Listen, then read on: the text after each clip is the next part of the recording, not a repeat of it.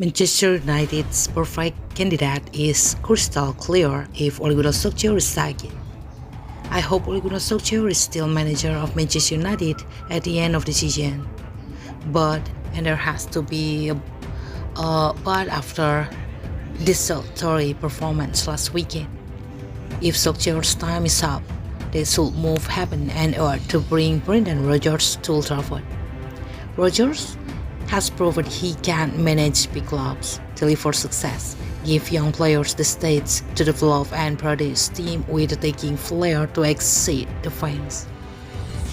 He's taken Liverpool to within an inch of the title 7 years ago, led Celtic to the gates of a treble in Scotland and won the FA Cup at Leicester. For all the talk of Antonio Conte or Zinedine Zidane taking over at United, I think Rodgers will be the ideal fit for a club built on the values and ethos of the Busby Babes. As things stand, there is no vacancy in the manager's office at United, and I am not chasing Ole out of the door. I like him and he's done a good job to improve the team year on year. But let's not pull a punch or tap dance around the issue. Solskjaer is on the brink. He's not stupid. He knows being humiliated 5-0 at home by Liverpool is simply not acceptable. I hope he survives, because that would mean United are in with the thought of winning their first trophy in 5 years. And English football is always a healthier, more competitive environment when Manchester United are doing well.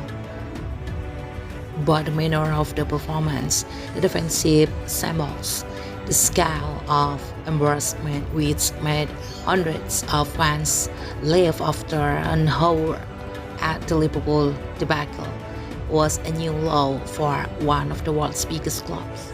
This is Solskjaer's team. He built it.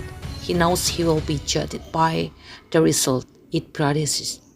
And he did not bring Cristiano Ronaldo, Rafael Varane and Jadon Sancho to Old Trafford to finish below West Ham and Brighton. He's expected to deliver trophies, but United are already 8 points behind leaders Chelsea. They are not going to win the title. Never mind winning the Premier League, finishing in the top 4 is now the big worry. They have scrambled to dramatic wins in the Champions League group stage, but don't be fooled by the drama. United don't look like European Cup winners this season either.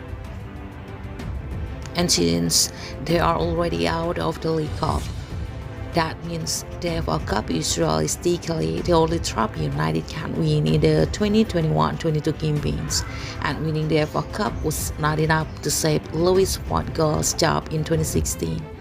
Keyboard warriors and social media snipers will tell you I've only been supportive of Solskjaer because my son Charlie is a young pro on the books at United.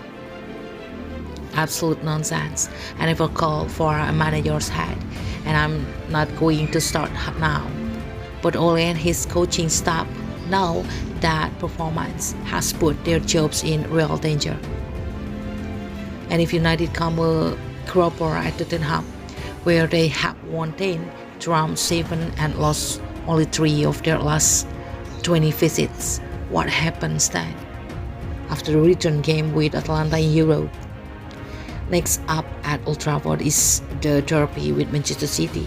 The claim is not about to level out for Ole, it's going to get steeper. I did not understand why he left Paul Pogba on the bench last weekend. Okay, Pogba's red card was inexcusable, but what was he expected to do when he came on at 4-0 down? I hear fellow pundit talks of Solskjaer not trusting him, but Pogba has won the World Cup, so the manager of France seems to trust him on the big occasion. And I hear people talking about Ronaldo as if he is the problem.